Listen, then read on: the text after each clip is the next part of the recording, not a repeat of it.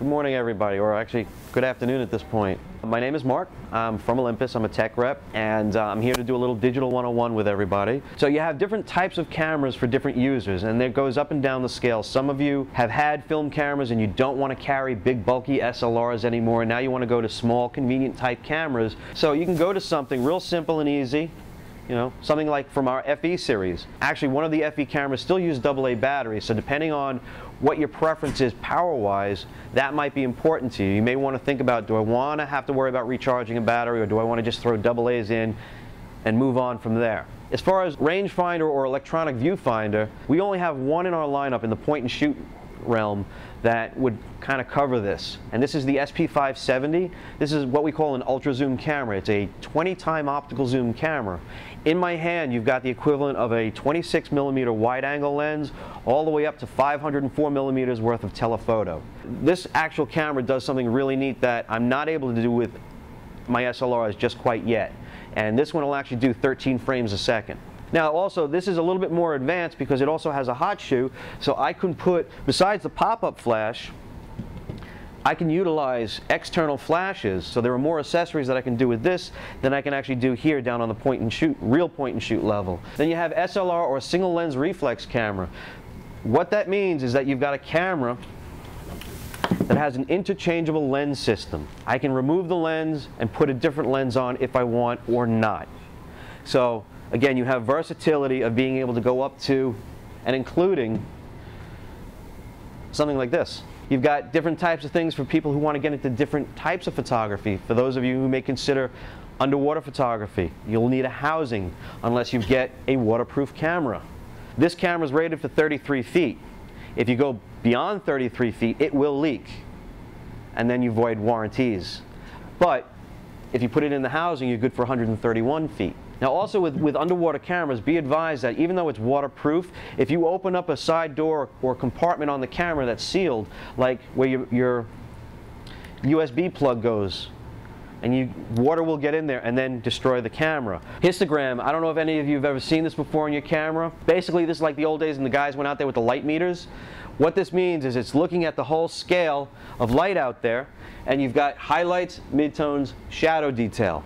You try to not bunch everything up to one side or the other. You want to kind of get a nice curve going on there so you have plenty of information through the whole range to work with, unless you're trying to do something called a low-key or a high-key shot. And when I mean low-key or high-key, think about the bride and groom. Traditional black tuxedo, very little detail usually shown on something like that because, again, it's all shadow detail. So that would be a low-key shot. I want to concentrate on the shadow detail and pull out the difference in the lapel from the actual opening of the jacket, or see different nuances possibly in the material. Contrast, again, how many of you have ever taken that picture of the outdoor scene and the sky just goes white? By playing around with contrast, if you have that opportunity on your camera, you can control that and play around with a little bit of the metering of the light. So if you metered a little closer down here, you may get something different than if you metered up here. Most of us will put the crosshairs right on the middle of the photograph and go to take the picture, but when it averages everything in, this pretty blue sky is going to go white. So you want to find that contrast. Or you can use something called a polarizing filter on an SLR, where you can actually pull out more of that contrast or cut a reflection if you're shooting through windows, if you're window shopping. A lot of people try to avoid using flash. They're afraid of it. I like shooting ambient light photography, but there are times that I'll use my flash, and there are times that I get creative with the flash just to fill a shadow or kind of do a little bit more with the camera. You can dial the flash down a little bit, make it less intensive, or use some kind of a product to diffuse the light a little bit. If you look at the fourth picture in on the bottom row there, the girl with the red hair and the green eyes, that's a studio shot that I did using strobe lights, but it looks pretty natural because, again, I adjusted my lighting accordingly. I used one light and a reflector to give them nice, soft, even lighting across the face. Lots of little symbols. What do they all mean? Auto is pretty much where everybody goes, but it doesn't always work the best. Full fill-in flash. We've all taken this photograph. Rule of thumb, everybody thinks, oh, I've got to have the light behind me to take the photograph. No. By using a fill flash, I can actually fill in the shadows and even out my exposure, even though the light is not in the most opportune place. The flash exposure compensation, the plus and minus, this is important to know because, again, if you're doing this, you need to play with that so you get nice, even photographs and they look natural. Red eye reduction flash actually throws out that little burst of flash. Problem is that the person that you're taking the picture of, when they see that, they figure, oh, you took the picture, bye-bye. Not the case. If people are going to get red eye, you wear glasses. I'm sure you get red eye in a lot of your photographs. People with light colored eyes get red eye quite a bit. Here's a trick.